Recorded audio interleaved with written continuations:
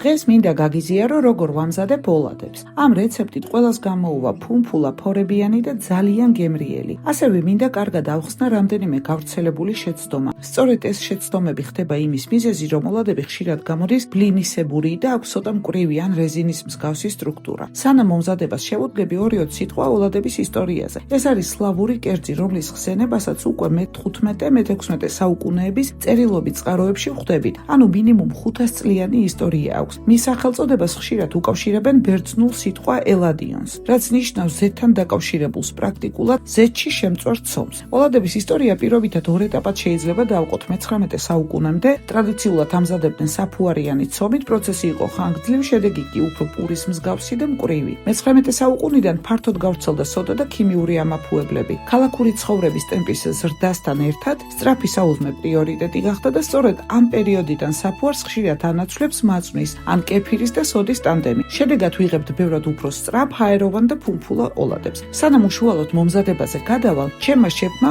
ყველაფერი წინასწარ დაგეგმა, მონდომებით შეადგინა იმ საკვანძო ნიუანსების სია, რომელთა გარეშეც იდეალური ოლადები არ არსებობს. ყველა ინსტრუქცია დეტალურად გაწერილია და შეფის კონსპექტით და მისი დაჟინებული კონტროლის ქვეშ ვიწყებ მომზადებას. პირველ რიგში ოთახის ტემპერატურის მაწონი, კვერცხი, შაქარი და მარილი მსუბუქად გავთქვიფე, ერთიანი მასის მიღებამდე. აქ უნდა აღვნიშნო 2 ყველაზე გავრცელებული შეცდომის შესახებ. პირველი შეცდომა არის ის, რომ კვერცხს და შაქარს ხშირად თქვეფენ ფაფუკ მასამდე, ისე როგორც ბისკვიტებისთვის. აქ უნდა გავყოთ ცომის ამოსვლის ტიპები. ამოსვლა შეიძლება იყოს ცომში მექანიკურად შეყვანილი ჰაერის ხარჯზე, ან ქიმიური სოდის და მჟავის რეაქციით. ოლადების შემთხვევაში ამოსვლას და სიფაფუკეს უზრუნველყოფს სწორედ სოდის და მჟავის რეაქცია. ამიტომ ქვეფით შეყვანილი ჰაერის ბუშტუკები და სოდი და მჟავით მიღებული გაზი ერთად ვერ მუშაობს. ხშირად პირიქით კონფლიქტში შედის, სკდება და იკარგება. შედეგად კი ვიღებთ ბრტყელ ბლინს, ფუმფულას ნაცვლად. მეორე ხშირი შეცდომა არის სოდის დამატება თავიდანვე. ლოგიკა მარტივია. სოდა მჟავასთან რეაქციაში მაშინვე შედის და გამოყოფს გაზს. თუ ამ დროს ცომს ვურევთ და ვასვენებთ როგორც წესია, გაზის ნაწილი უბრალოდ იკარგება, მანამდე სანამ ტაფაზე მოხვდება. ამიტომ სოდის დამატებას თავისი ზუსტი დრო აქვს, უშუალოდ შეწვამდე. და ამას ახლა ნაბიჯ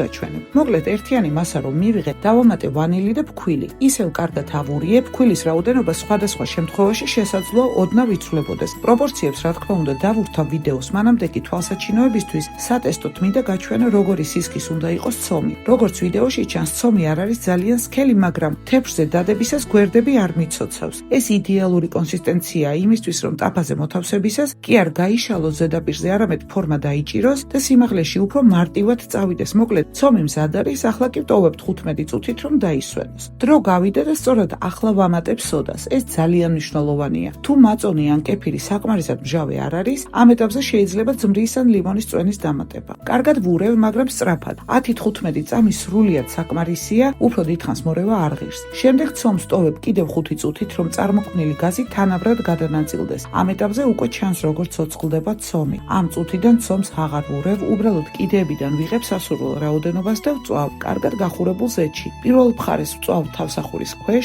საშუალო ცეცხლზე დაახლოებით 2-3 წუთი. გადმობრუნების შემდეგ ვწვავ თავსახურის გარეშე სრულ მზაობამდე. ძალიან გემრიელი ფუმფულა ოლადები მზად არის. მთელი გულით გირჩევ მოამზადო. მადლობა რომ მიყურე ბოლომდე. თუ მოგეწონა, არ დაგავიწყდეს ჩემი გამოწერა.